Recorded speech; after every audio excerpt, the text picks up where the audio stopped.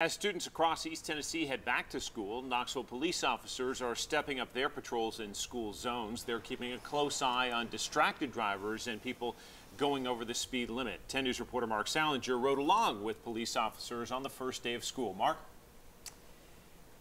John, when you see the school zone sign flashing, it means you should slow down. It also means a police officer is right nearby, making sure you do.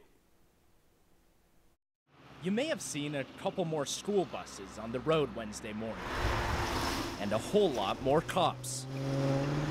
Usually at the beginning of the school year, we try to saturate all the school zones with officers. We rode along with Sergeant Brian Bumpus with the Knoxville Police Department as he pulled drivers over. The vehicle was doing 44 miles an hour up until the point that it started to brake well inside the school zone. For speeding in school zones. Morning, sir.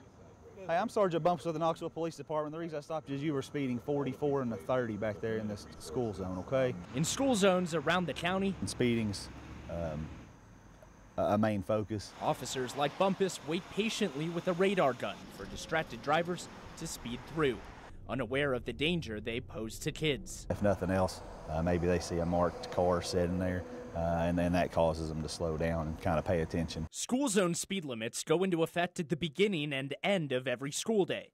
Drivers over the age of 18 must use hands-free devices if they're on their cell phone. Drivers under the age of 18 can't use cell phones at all.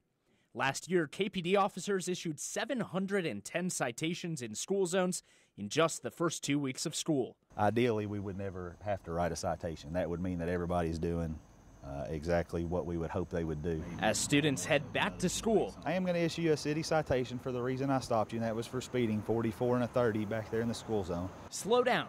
Make sure you don't end up with a ticket. And KPD officers will continue their increased patrols in school zones for at least the next couple of weeks. Robin and John.